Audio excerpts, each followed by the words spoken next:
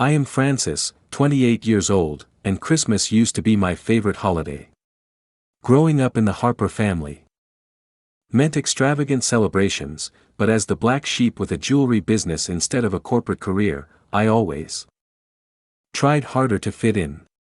Last December, I arrived early to help with preparations when I overheard a conversation that shattered everything.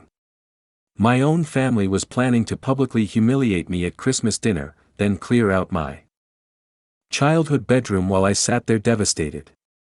Before we dive into this story, let me know where you are watching from and hit that like and subscribe button if you have ever had to choose between family expectations and your own happiness. The Harpers of Greenwich, Connecticut were known for three things: money, influence, and impossibly high expectations. My father, Thomas Harper, built his investment firm from the ground up, the kind of success story Americans love to glorify. My mother, Diane, came from old money and served on enough charity boards to fill a small notebook. Then there were my siblings. Jordan, 32, followed perfectly in our father's footsteps, while Amanda, 30, became the corporate attorney our parents always bragged about at their country club gatherings. And then there was me, Francis Harper. The one who was supposed to complete the perfect family trifecta, but instead became the family disappointment. Since childhood, the plan was clear: prestigious university, law or finance degree, then join either the family firm or a company impressive enough to mention at dinner parties. I dutifully attended Columbia University, but during my sophomore year, I took a metalwork class as an elective. Something clicked. For the first time, I felt truly alive, creating with my hands. By senior year, instead of applying to law schools, I was selling my handcrafted jewelry at campus events. The family reaction was immediate and severe. My father refused to speak to me for 3 months. My mother scheduled meetings with family friends in law firm recruitment. My siblings alternated between awkward silence and lecturing me about throwing away my potential. Despite their disapproval, I graduated and used my savings to rent a tiny studio apartment in Brooklyn and set up my first workshop.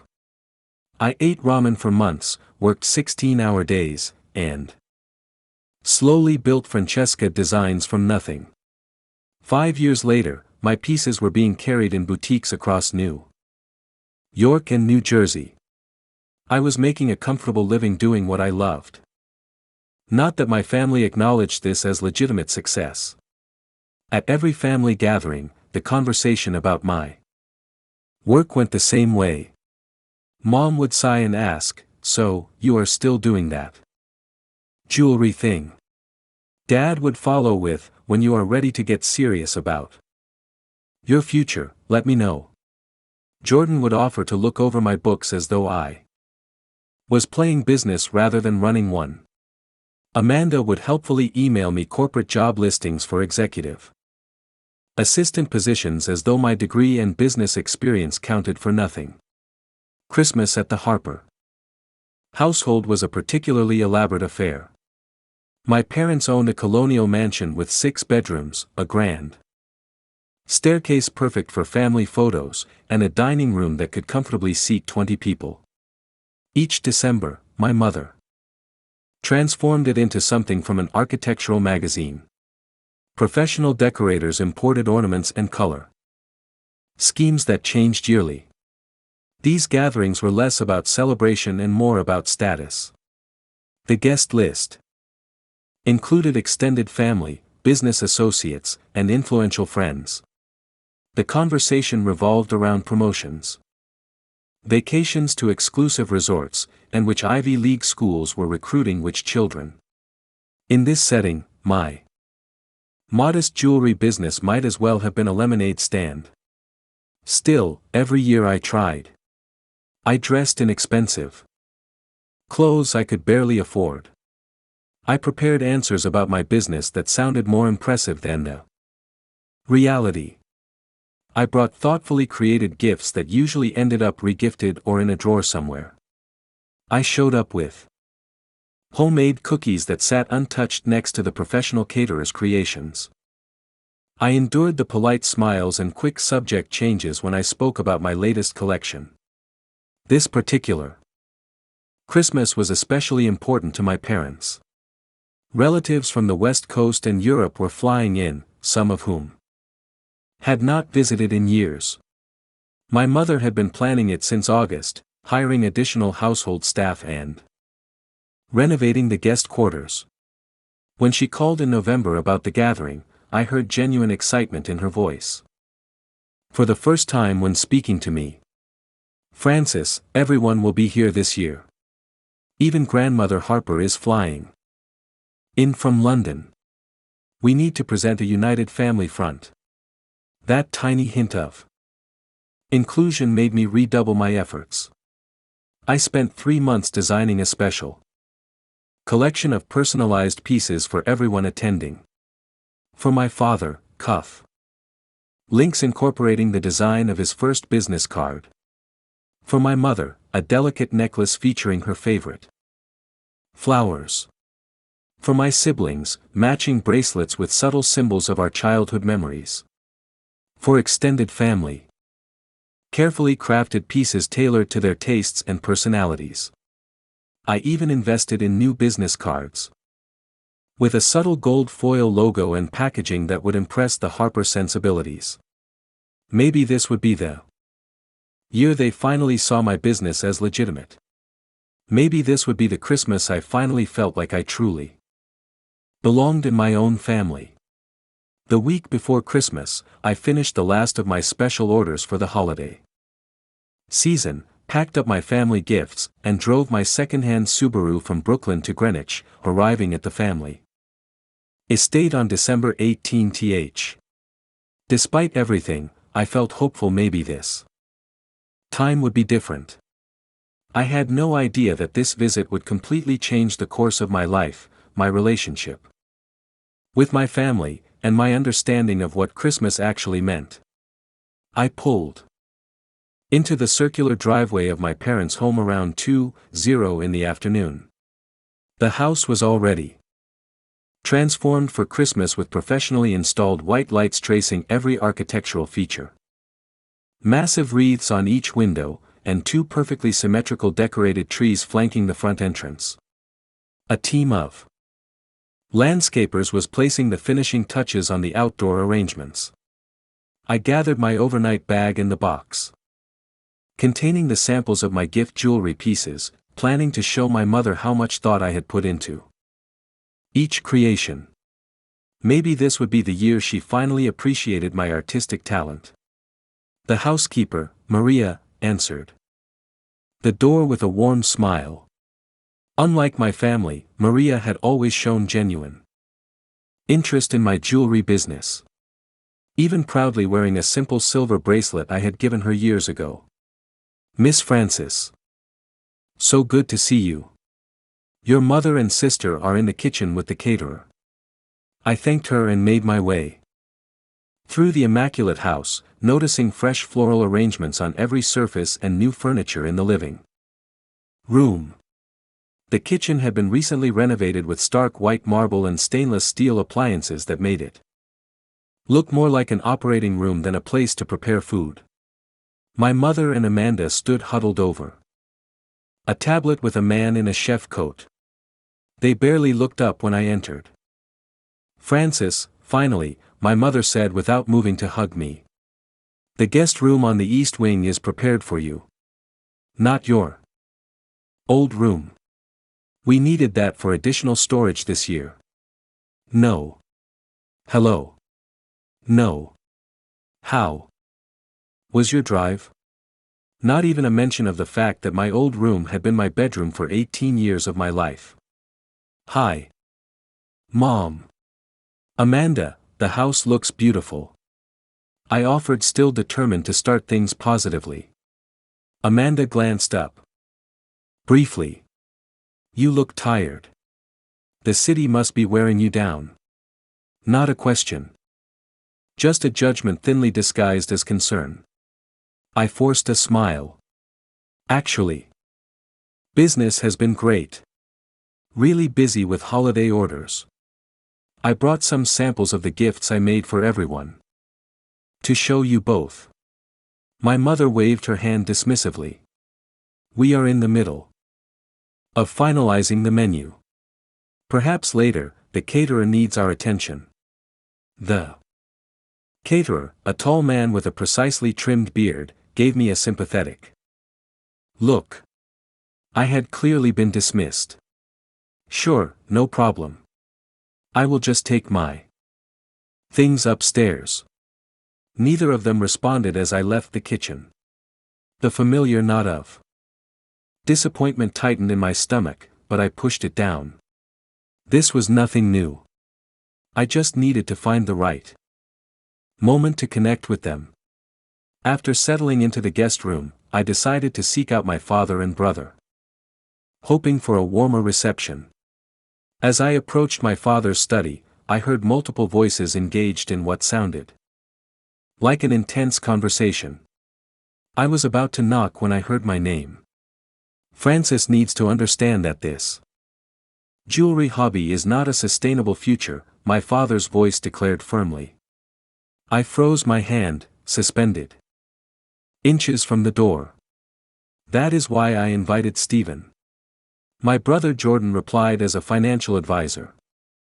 He can present the hard numbers during the intervention. Show her exactly how precarious her situation is compared to a real career intervention. My heart began pounding as I carefully positioned myself beside the partially open door, out of sight, but able to hear clearly. Do you really think an intervention during Christmas dinner is the right approach? This voice belonged to my Uncle Robert, my father's younger brother. It is the perfect time my mother's voice joined in. I hadn't even realized she had left the kitchen. With the entire family present, she will feel the appropriate pressure to finally make a sensible decision. I have already spoken with Lawrence at the firm, my father continued. He can create a position for her in the marketing department. Nothing demanding, but it will give her structure and a proper salary. My sister Amanda's voice chimed in. I think we need to be very direct. The last time I suggested she consider other options, she went on about how her Instagram followers had increased as if that is a measure of success. They all laughed, the sound cutting through me like glass. What exactly are you planning to say? Uncle Robert asked, still sounding uncertain. We will wait until after the main course, my mother explained, her voice shifting into the same tone she used when planning her charity galas. Thomas will bring up our concern for Francis's future. Then Jordan will introduce Stephen, who will present a brief financial assessment of her so-called business versus a corporate position. I have gathered some numbers, Jordan added. Based on her apartment size and lifestyle, she can barely be making $30,000 a year. Stephen will contrast that with entry-level corporate positions starting at twice that amount. They had been investigating me, calculating my worth based on my apartment size. The violation felt physical, like a blow to my chest. I still do not understand why this needs to be done publicly at Christmas dinner. Uncle Robert persisted. Because she needs to feel the weight of family expectations, my mother replied coolly. When she sees everyone's concern, she will finally understand how her choices affect the family reputation. The Morgan's daughter just made junior partner at Sullivan and Cromwell, while our daughter sells trinkets at craft fairs. It is embarrassing. Trinkets, craft fairs. Little did they know I had moved beyond those years ago, now supplying to respected boutiques and receiving regular custom commissions. Not that they had ever bothered to ask. And what if she refuses? Uncle Robert asked. A heavy silence followed before my father spoke. Then we make it clear that our financial support ends completely. I almost gasped aloud before catching myself. What financial support? I had been fully self-sufficient since graduation. A fact they would know if they had paid any attention to my actual life. While she is at dinner, I have arranged for the staff to clear out her childhood bedroom completely. My mother added, "Cousin Bethany needs the space, and it is time Frances understood. She cannot keep one foot in each world." My vision blurred with tears. The bedroom where I had grown up filled with mementos, journals, and keepsakes was to be emptied while I sat through a public humiliation. She still has those ridiculous participation trophies from grade school. Art classes displayed on the bookshelf, Amanda said with a laugh. As if those validated her choice to throw away a real career on this jewelry hobby. Did you see what she wore to Thanksgiving? My mother joined in that handmade dress. That looked like something from a thrift store. If she is going to insist on this artistic lifestyle, she could at least dress properly when representing the family. The dress had been designed by a friend who was launching a small fashion line. I had worn it proudly to support her work. Well, maybe this intervention will finally get through to her, Jordan concluded. 28 is not too late to start over with a respectable career. I have the perfect analogy prepared, my mother said, sounding pleased with herself. I am going to tell her that her little jewelry business is like the macaroni art we used to hang on the refrigerator. Cute as a childhood phase, but not something to build a life around. They all laughed again, and I heard the sound of glasses clinking in a toast. I backed away from the door, silently, tears streaming down my face. Every word had sliced through years of trying to earn their approval, years of making myself smaller to fit their expectations, years of seeking a validation that clearly would never come. Their plans were crystal clear. Ambush me, humiliate me. In front of the entire extended family, pressure me into abandoning my business. And erase my presence from the family home all on Christmas Day. I walked in a daze back to the guest room, closed the door behind me, and sank to the floor, my back against the bed. The beautiful jewelry pieces I had created for them sat in their velvet boxes, each one representing hours of work and thought. And love that they would never appreciate or understand.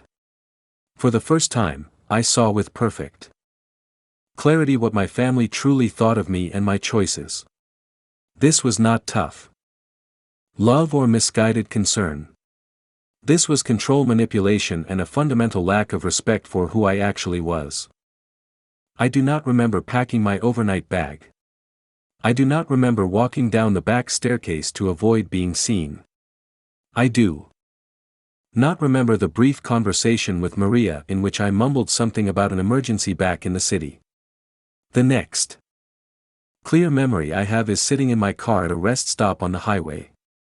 My hands shaking so badly I could barely hold my phone. I called Zoe, my best friend since college, and the person who had helped me set up my first jewelry display at a local market.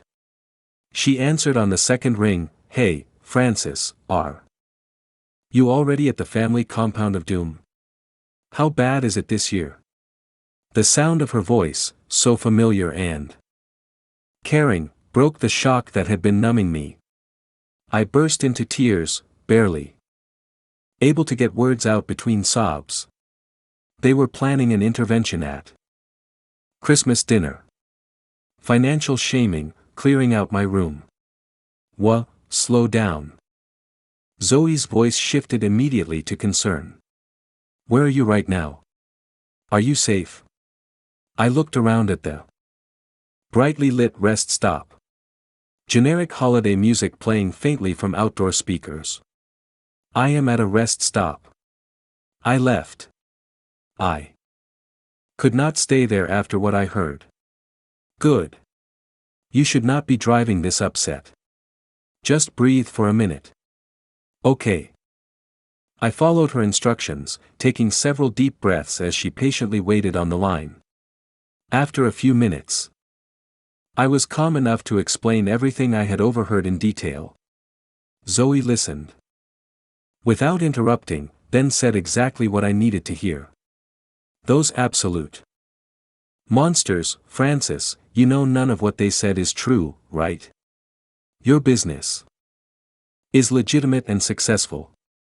You are talented and hardworking. They are just too wrapped up in their narrow definition of success to see it. But what if they are right? I whispered, old insecurities flooding back. What if I am just playing at business while everyone else is building real careers? Are you kidding me, Francis? Last month you turned down wholesale orders because you were at production capacity. You have a wait list for custom pieces. You just hired your first part-time assistant. Those are not signs of a failing business or a hobby. She was right. While I had downplayed my success to my family to avoid their criticism or having to defend my choices, the reality was that Francesca Designs had grown steadily every year. I had recently been approached by a national retailer interested in carrying a diffusion line of my most popular pieces. I was actually considering renting a larger workshop space to accommodate the growth. Why do I still care what they think? I asked, wiping away tears. Why? After all these years of dismissal and criticism, do I still seek their approval? Because they are your family, Zoe said gently. And because they programmed you from birth to measure your worth by their standards. Breaking that conditioning is hard work. As we talked, memories of other dismissals and humiliations surfaced. The time my mother introduced me to her friends as still finding her way when I was 3 years old. The business school graduation, where my father spent the entire dinner talking about Jordan's new promotion. The Thanksgiving when Amanda asked if I needed money for proper clothes in front of everyone. Each incident had hurt, but I had always made excuses for them. Always tried harder to earn their approval. Do you want to come stay with me tonight? Zoe offered. You should not be alone after this. Thank you, but I think I need my own space to process. I will call you tomorrow after I have had some sleep. After hanging up, I drove back to my Brooklyn apartment on autopilot. The small one-bedroom that my family saw as a sign of failure felt like a sanctuary as I locked the door behind me. This space, paid for entirely by my own hard work, represented a freedom they would never understand. I moved through the apartment in a daze, looking at the evidence of my actual life rather than the fictional failing one my family had constructed. The wall of framed press clippings from design blogs and local magazines that had featured my work. The organized workflow of my home studio space. The spreadsheets tracking 5 years of steadily increasing revenue. The portfolio of customer testimonials and repeat clients. I opened my laptop and looked at the email I had been hesitating to answer for 2 weeks.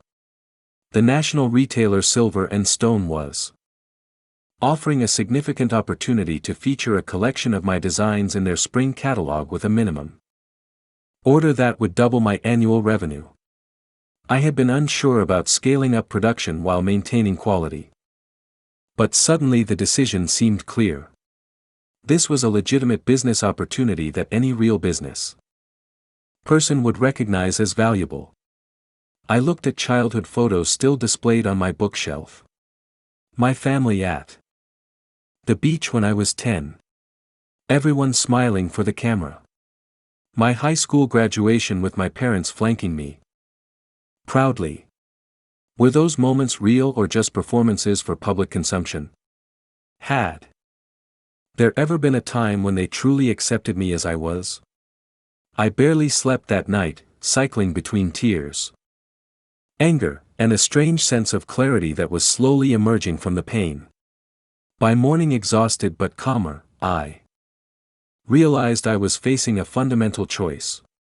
Continue seeking approval that would never come, or finally prioritize my own well-being and worth. For the first time, the answer seemed obvious. I deserved better than what happened yesterday. I deserved better than what they were planning. I deserved to be seen and valued for who I actually was, not who they wanted me to be. The realization did not immediately erase 28 years of emotional programming, but it created a small, solid foundation on which I could stand and begin to build something new. The next morning, I woke up with swollen eyes, but unexpected clarity. My phone showed 3 missed calls from my mother and a text that simply read, "Where are you? The caterer needs final numbers." No concern about my abrupt departure. No questions about my well-being. Just logistics for her perfect Christmas gathering. I set the phone down without responding and made myself a cup of coffee. As I sat at my small kitchen table surrounded by jewelry designs and order forms, a plan began forming in my mind. For once, I would not react emotionally or impulsively. I would be strategic and deliberate, just as I had been in building my business. First, I called my therapist, Dr. for Winters, and explained the situation, asking for an emergency session. Thankfully, she had an opening that afternoon. "What you overheard was emotional abuse, Francis," she said during our session.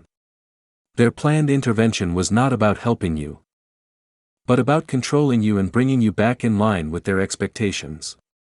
"But they are my family," I said, the words feeling hollow even as I spoke them. Family should provide love, support, and respect. Being related by blood does not give anyone the right to demean you or dictate your life choices. You have built a successful creative business on your own terms. That deserves celebration, not an intervention. We spent the rest of the session discussing healthy boundaries and the grief that comes with accepting family members as they truly are rather than who we wish they were. By the end, I had the emotional framework to support the practical plan taking shape in my mind. Back at my apartment, I created a detailed action plan, breaking it down into manageable steps. Step 1, cancel my RSVP to the family Christmas gathering without directly informing them. I would let them discover my absence when I failed to appear. Step 2, contact Silver and Stone and accept their offer to feature my jewelry in their spring catalog. This was a business decision I had been considering anyway, but the timing now felt symbolic as well as practical. Step 3, plan an alternative Christmas celebration with my chosen family of friends who had consistently supported my dreams and valued my work. Step 4, arrange for delivery of the family gifts I had already created, along with personalized notes to arrive at my parents' home on Christmas Eve when I would have been expected to arrive. Step 5, develop clear boundaries for any future interactions with my family, including what behavior I would and would not tolerate. Step 6, retrieve my childhood possessions from my parents' home before they could be discarded. This last step presented the biggest challenge. I called a lawyer friend who specialized in property rights to ask for advice. She confirmed what I feared. Technically, anything I had left in my parents' home could be considered abandoned property since I had moved out years ago. However, she suggested sending a certified letter explicitly stating that I did not abandon my personal property and intended to retrieve it, which would establish a legal record of my intentions. I drafted the letter immediately, listing specific items of sentimental value in my childhood bedroom, my journals, photo Albums, artwork, and jewelry-making tools from my early years. I sent it via certified mail that afternoon. Next, I called Zoe to fill her in on my plans and ask for her help. Without hesitation, she offered her family's vacation cabin in the Catskills for our alternative Christmas celebration. "It is beautiful in winter," she said. "There is a huge stone fireplace, enough bedrooms for everyone, and it is only 2 hours from the city. My parents never use it at Christmas since they go to Florida."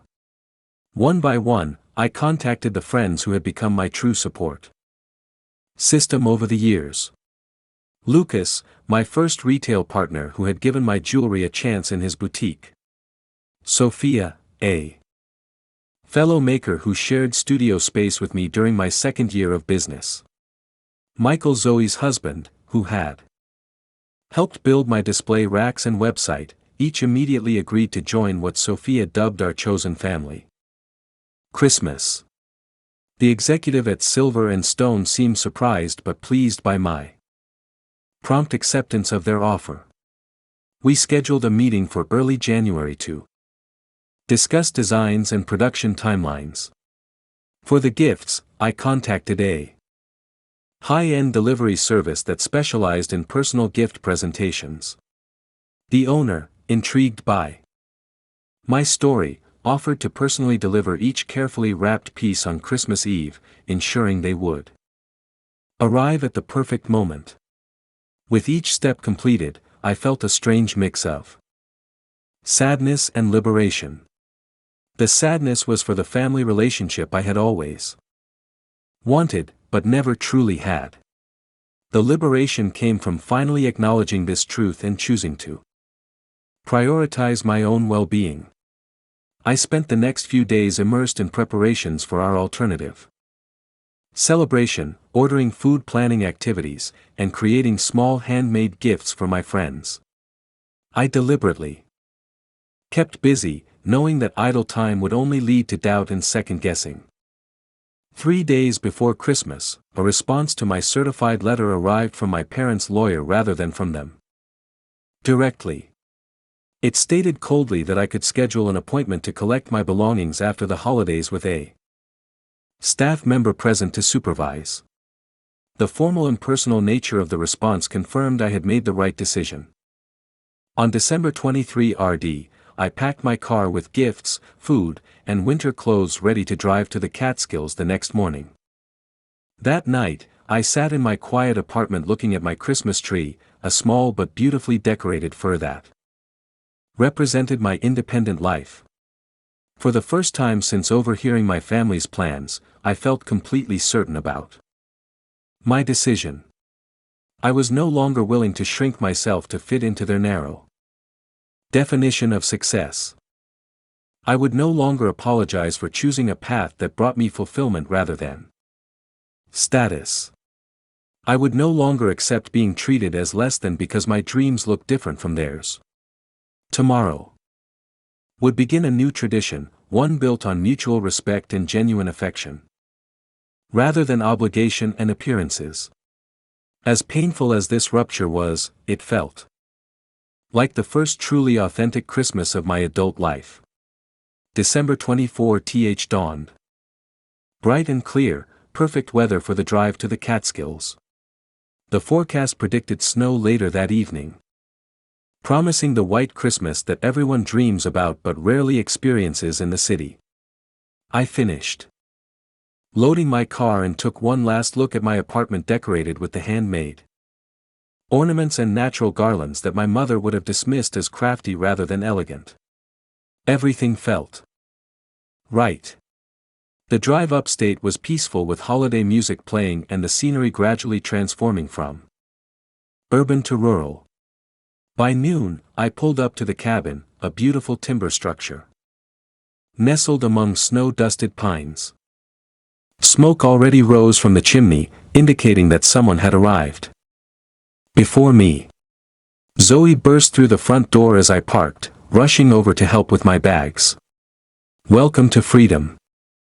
Christmas," she announced with a grin. Michael and I got here an hour ago to start the fire and unpack the groceries. The interior of the cabin was everything a winter retreat should be. High ceilings with exposed beams, a massive stone fireplace with a crackling fire, comfortable furniture arranged for conversation, and windows showcasing the forest views. Michael was in the open kitchen unpacking grocery bags while Christmas music played softly from hidden speakers.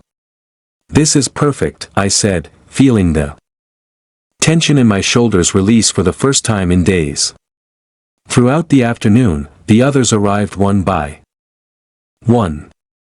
Lucas brought cases of wine from his brother's vineyard. Sophia arrived with her famous homemade pies and bread. Two other friends, Jamie and Daniel, showed up with additional food and decorations. By 4:00, our chosen family was complete, and the cabin was filled with laughter, delicious smells, and genuine warmth. No one asked about my biological family unless I brought it up. There were no awkward questions about my business success or lack thereof. No one made subtle digs about my life choices or appearance. The contrast to my family gatherings could not have been more stark. At precisely 6:30, my phone began ringing. I had been expecting this, knowing that we would normally be gathering for Christmas Eve appetizers at my parents' home around this time. The first call was from Amanda. I stepped into one of the bedrooms for privacy before answering. "Hello, Francis. Where are you? Everyone is asking. Mom is freaking out." Her voice held more annoyance than concern. "I am not coming," I said simply. A pause. "What do you mean you are not coming?" Of course you are coming. The whole family is here. Grandmother Harper just asked about you." I mean exactly what I said. I am not attending Christmas this year. You cannot just not show up. What am I supposed to tell everyone? This is so irresponsible, Francis. Just like your. She caught herself. But I knew she had been about to say just like your hobby business. Tell them whatever you want. Amanda. I am sure you will find a way to spin it that preserves the family image. She sputtered in shock at my directness. Before she could respond, I continued. By the way, gifts for everyone will be delivered this evening. I put a lot of thought into them. I hope you all enjoy them. I ended the call before she could respond. Within minutes, my phone rang. Again. Jordan, this time I let it go to voicemail. Then my father, another voicemail. Finally, the call I had been expecting and dreading, my mother. I took a deep breath and answered, "Hello, Mother. Frances Elizabeth Harper, where are you?" Her voice was tight with controlled anger. "I am celebrating Christmas elsewhere this year." "What do you mean elsewhere?" "The family is all here waiting. The caterer has prepared for our exact head count. Your grandmother flew in from London. This behavior is completely unacceptable." "Is it?" I asked, surprising myself with how calm I felt. "More unacceptable than planning to ambush and humiliate your daughter during Christmas dinner. More unacceptable than plotting to clear out her childhood bedroom while she sits at the table. More unacceptable than dismissing her career as a hobby and her achievements as childish." Dead silence on the line. Then I have no idea what you are talking about. Of course, she would deny it. I overheard everything. Mother. Last week in Dad's study, you, Dad, Jordan and Amanda planning your little intervention with Jordan's friend Stephen to shame me about my finances. Planning to pressure me into quitting my business for a job at Dad's firm, planning to clear out my bedroom for Cousin Bethany, while I sat through your public humiliation. Another silence, then a change of tactics. Francis, you misunderstood. We are concerned about your future. This intervention comes from a place of love. I actually laughed, the sound surprising both of us. Love. Was it love when you called my handcrafted jewelry trinkets? Was it love when you compared my business to macaroni art on a refrigerator? Was it love when you said I was embarrassing the family because I do not have a corporate job like the Morgan's daughter? You were eavesdropping. She accused, her voice hardening. I was about to knock on the door when I heard my name. And thank goodness I did, or I would have walked right into your trap. This is ridiculous. You are overreacting as usual. Just tell me where you are and we can discuss this when you get here. There is nothing to discuss. I will not be attending Christmas this year or any other gathering where I am not respected as an adult making my own choices. If you do not show up, your father will be furious. There will be consequences. The threat hung in the air, but for the first time, it held no power over me. What consequences exactly? Cutting me off financially. I have supported myself completely since graduation. Taking away my childhood bedroom. You were already planning to do that. Damaging the family reputation. I am sure you will find a suitable lie to tell everyone about my absence. Francis, you are being dramatic. No, Mother. I am finally being honest. I deserve better than the way this family treats me. I deserve respect for the business I have built. I deserve support for my choices even if they differ from what you would choose. And since I cannot get those things from you, I am spending Christmas with people who do value me. I could hear voices in the background on her end, family members probably wondering about the phone call. Your gifts will be delivered this evening, I continued. I spent months creating personalized pieces for everyone. Whether you appreciate them or not is up to you. This discussion is not over, she said, her voice cold. Actually, it is. Merry Christmas, Mother. I ended the call and sat on the edge of the bed. Trembling slightly, but feeling stronger than I had in years. A soft knock on the door preceded Zoe, poking her head in. Everything okay in here? We heard your voice getting firm. I smiled at her concern. Everything is actually better than okay. I just stood up to my mother for the first time in my life. She grinned and held out a glass of wine. Then I would say that calls for a celebration. When I rejoined the group, no one pressed for details, but Lucas raised his glass in a toast. To Francis, the most talented jewelry designer I know and the newest member of the Christmas cabin crew.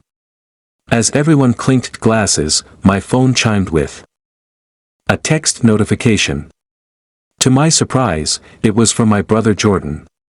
Not everyone agreed with the intervention plan. Call me when you are ready to talk. An hour later, I received confirmation from the gift delivery service that all packages had been successfully delivered to my parents' home. I could only imagine the scene as each family member opened the carefully crafted piece I had designed specifically for them, along with the note explaining its significance and gentle boundary setting for our future relationship, if any. For the first time in my life, I was spending Christmas Eve exactly where and how I wanted, with people who accepted me completely. The weight of family expectations that I had carried for so long had lifted, leaving space for something new and authentic to grow. Our Christmas Eve celebration continued long into the night. We Prepared dinner together, everyone taking charge of different dishes in the spacious kitchen. Unlike the formal, catered affairs at my parents' home, this meal was collaborative and relaxed. Wine flowed freely, stories were shared, and laughter echoed throughout the cabin. We ate at the large wooden table by candlelight, passing dishes family style rather than being served by staff. The conversation flowed naturally, covering topics from creative projects to travel dreams to philosophical debates. No one was trying to impress anyone else or maintain appearances. It felt genuine in a way my family gatherings never had. After dinner, we gathered in the living room where Michael had built up the fire to a cheerful blaze. Outside, snow had begun falling gently, creating a picture perfect Christmas scene through the large windows. Time for a new tradition. Zoe announced, bringing out a box of plain wooden ornaments and art supplies. Every year, we each create a new ornament to commemorate something significant from the year. As we worked on our creations, sharing supplies and suggestions, I felt a profound sense of belonging. My ornament took the shape of a bird, leaving an open cage painted in metallic gold and deep blue. No one needed me to explain the symbolism. Around 11:00, my phone buzzed with a text from my Aunt Leanne, my mother's sister. Just heard what happened. Not everyone agrees with your parents' approach. Your grandmother especially was upset when she found out what they had planned. Your gift was beautiful. Thank you. Shortly after, another message arrived from a cousin. Your jewelry is incredible. Cannot believe I never knew how talented you are. Family dinner extremely awkward after your mom announced you would not be coming. Lots of questions she did not want to answer. The messages continued through the night and into Christmas morning. It seemed my absence had created exactly the scene my mother had feared, disruption to her perfect family narrative. Several relatives had apparently been quite vocal in their criticism of the intervention plan once it became known. The carefully constructed Harper family image had developed significant cracks. Christmas morning at the cabin was everything I had always wanted Christmas to be. We woke leisurely, gathering in pajamas around the tree to exchange the small, thoughtful gifts we had brought for each other. Mine were, of course, pieces of jewelry I had created specifically for each friend, capturing something essential about their personality or our relationship. Sophia cried when she opened her necklace, a delicate silver pendant incorporating a tiny replica of the first ceramic piece of hers that I had ever purchased. "This is why your business is successful," she said, wiping away tears. "You do not just make jewelry, you create meaning." After presents, we cooked breakfast together and then bundled up for a walk in the freshly fallen snow. The forest was magical, trees laden with white. The only sound our laughter and the crunch of snow beneath our boots. In the afternoon, I received a surprising call from Uncle Robert. I stepped outside onto the porch to take it, watching my breath form clouds in the cold air. "Francis, I want you to know I never supported that intervention nonsense," he said immediately. "Your business is legitimate and impressive." "Thank you, Uncle Robert," I said, genuinely touched. "That means a lot to me." "Things are quite tense here," he continued. "When your gifts arrived last night, it created quite a stir. Your grandmother opened her bracelet and declared it finer craftsmanship than her pieces from Tiffany. Then she demanded to know why no one had told her how successful your jewelry business had become. I could not help smiling at the image of my formidable British grandmother taking my side. "The truth came out rather explosively over dinner," he continued. Your mother tried to downplay your absence, but your grandmother is sharper than they give her credit for. She extracted the whole intervention plan piece by humiliating piece. I have never seen her so angry. What did my parents say? I could not help asking. Your father retreated to his usual defense, claiming it was for your own financial security. Your mother alternated between defending the plan and blaming you for overreacting. Neither approach went over particularly well with the extended family.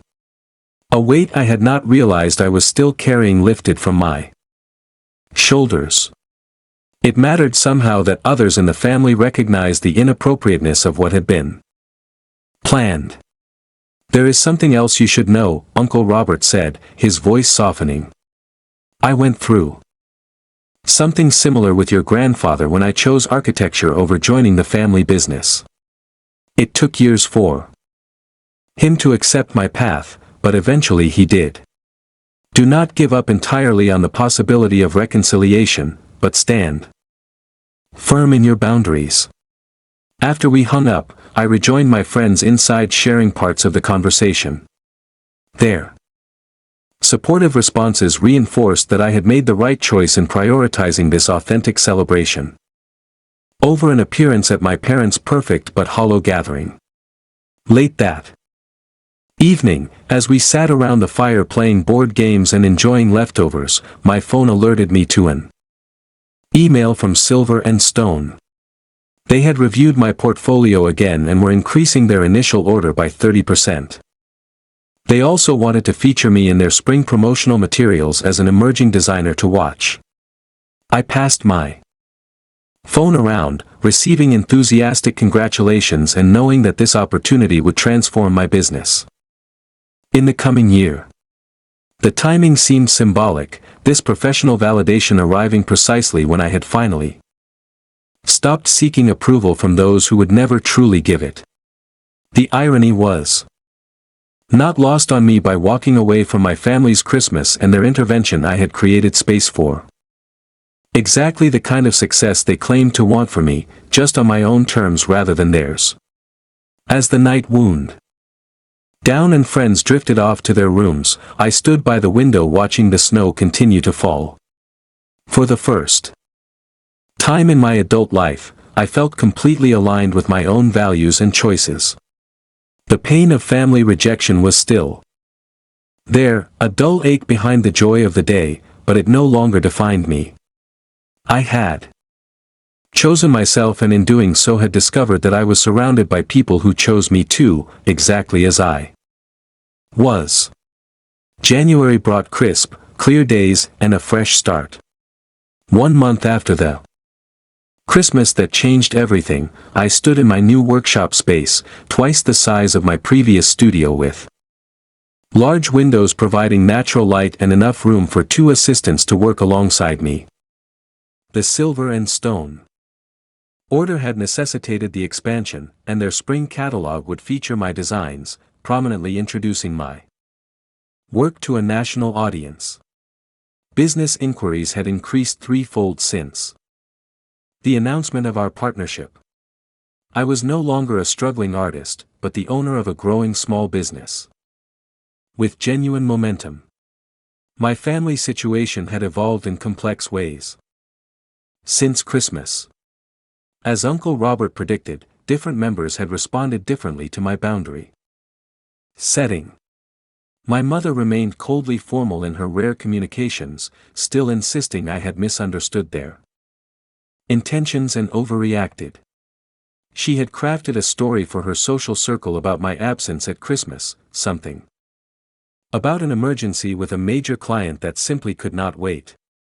The narrative preserved her image while erasing my agency in the decision not to attend. My father had attempted to assert control in the only way he knew how, sending an email outlining financial projections for my business based on completely inaccurate assumptions about my revenue and expenses. The document included a timeline for when I would likely need to accept reality and join the corporate world. I responded with a brief but professional message, thanking him for his concern, but assuring him that my business was solvent and growing. I did not provide figures or details he could critique or dismiss. Amanda remained distant, clearly aligning herself with our parents' position. But surprisingly, Jordan had reached out multiple times, each conversation a little more open than the last. During our most recent call, he had actually asked thoughtful questions about my creative process and business model, listening with what seemed like genuine interest to my answers. I never realized how much strategic thinking goes into what you do, he admitted. It is not just making pretty things. You have to forecast trends, manage production, build client relationships. It is actually quite similar to what I do, just in a completely different industry. This small acknowledgement that my work required legitimate business skill and was not just an extended craft project felt significant coming from him. The most unexpected development came from extended family members. My grandmother had sent a handwritten letter expressing her admiration for my entrepreneurial spirit and exceptional craftsmanship, along with an invitation to visit her in London. Several cousins had placed orders for custom pieces, finally seeing me as a professional rather than the family misfit. As for my childhood possessions, I had scheduled an appointment as instructed by the lawyer's letter and arrived with Zoe for moral support. To my surprise, my mother was not present, having arranged for the housekeeper, Maria, to supervise. Instead, this small kindness, not requiring me to face my mother directly, was the closest thing to an acknowledgement of my feelings that I was likely to get. Maria helped me pack everything efficiently, occasionally slipping in comments that suggested she had been an ally all along. Your mother tried to donate your jewelry, making tools to the community center, she whispered at one point. But I told her they were expensive and should wait for you to decide. She did not know enough about them to argue. The journals, photographs, and mementos were now stored in my apartment. Physical reminders of a childhood that had shaped me in both positive and painful ways. I was slowly sorting through them, keeping what still held meaning, and letting go of objects I had only valued because they represented family approval. My friends, my chosen family had remained steadfastly supportive throughout this process. Our Christmas cabin gathering had been so successful that we were already planning to make it an annual tradition.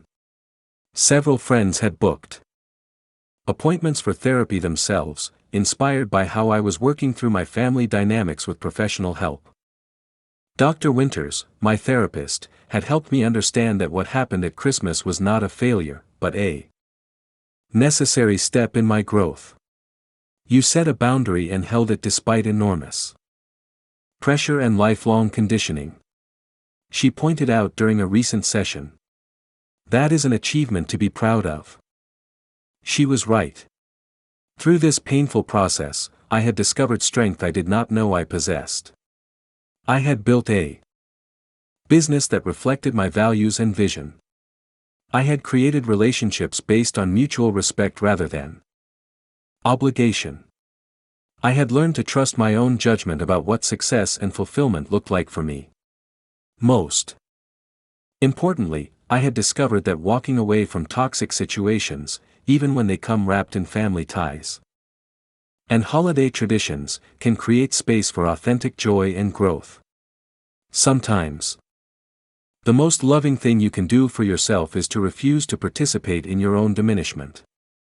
As I arranged the tools in my new workshop preparing for a productive day of creation, I reflected on how differently my life might have unfolded if I had never overheard that conversation.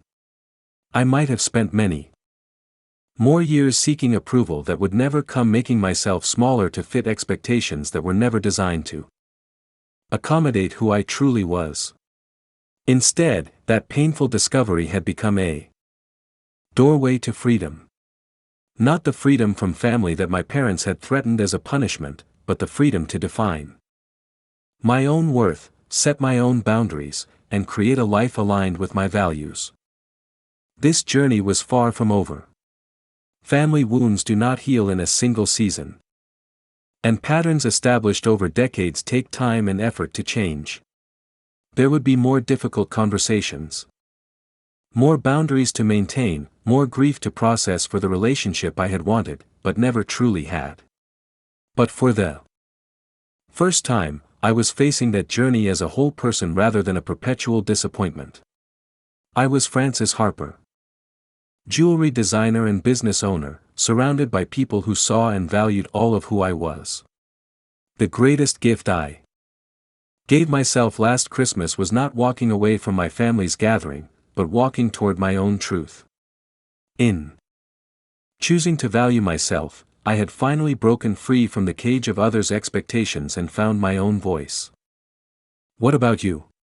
Have you ever had to choose between family expectations and being true to yourself? How did you navigate that difficult terrain? I would love to hear your stories in the comments below.